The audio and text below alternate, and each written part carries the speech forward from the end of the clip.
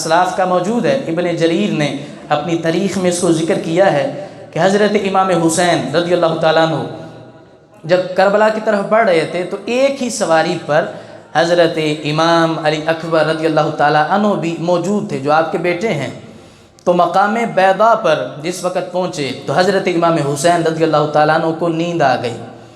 تو جس وقت بیدار ہوئے تو آپ نے پڑھا الحمدللہ رب العالمین انا للہ و انا الیہ راجعون۔ تو حضرت علی اکبر رضی اللہ تعالیٰ عنہ کہتے ابا جی الحمدللہ خوشی کا وقت پڑھا جاتا ہے اور انا للہ یہ غمی کا وقت پڑھا جاتا ہے، آپ نے دونوں کو اکٹھا پڑھا ہے، اس کا سبب کیا ہے؟ کہ ایک موقع میں خوشی غمی اکٹھے تو نہیں ہو سکتے، ہاں ایک لمحے خوشی آ جائے دوسرے لمحے غم آ جائے یہ تو ہو سکتا ہے، آپ نے اکٹھا پڑھا ہے، اس کا سبب کیا ہے؟ تو حضرت امام حسین رضی اللہ تعالیٰ عنہ فرماتے بیٹا جب مجھے نیند آئی تو خواب میں مجھے یہ بتایا گیا کہ قافلہ موت کی طرف جا رہا ہے اور موت قافلے کی طرف آ رہی ہے، اس وجہ سے میں نے شکر بھی کیا ہے اور ساتھ میں انا للہ و انا الیہ راجعون بھی پڑھا ہے۔ تو حضرت علی اکبر رضی اللہ تعالیٰ عنہ کہتے ابا جی السنا علی الحق،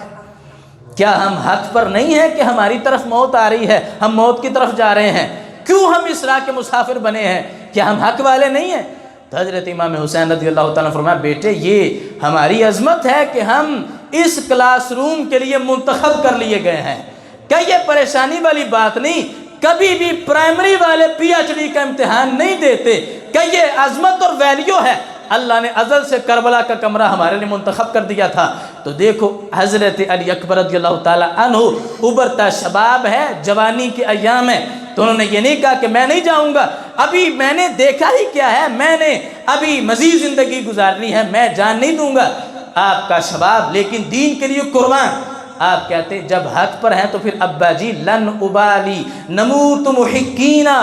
کہا ہم حق پر ہیں تو پھر کوئی پرواہ نہیں، جسم میں ایک بھی خون کا قطرہ ہے حق حق کرتے دنیا سے چلے جائیں گے، جسم کے ایک آخری خون کے قطرے سے بھی ہم پیچھے نہیں ہٹیں گے، ایک قطرہ بھی ہم بچا کر نہیں رکھیں گے، دین کے لیے قربان کر دیں گے۔ تو آج کا وہ نوجوان جو گھبرا جاتا ہے پریشانی سے، جو گھبرا جاتے ہیں مشکلات سے، انہیں حضرت اکبر رضی اللہ تعالیٰ عنہ کے کردار سے سبق لینا ہے کہ وہ موت کو دیکھ کر بھی باطل سے ٹکرا گئے اور یہ پیغام دے رہے تھے باطل سے ٹکراؤ گے تو تم مر نہیں سکتے، اگرچہ کربلا کے میدان میں وہ شہید ہو گئے لیکن آج بھی ممبروں پر نام انہی کا زندہ ہے۔ اس وقت یزید یہ سمجھ رہا تھا کہ ہم جیت گئے ہیں، لیکن آج کسی گلی کے کونے میں کسی محلے میں تمہیں یزید کا حامی نظر نہیں آئے گا، لیکن میرے امام کا مہکتا پھول تمہیں ہر گلی میں نظر آئے گا۔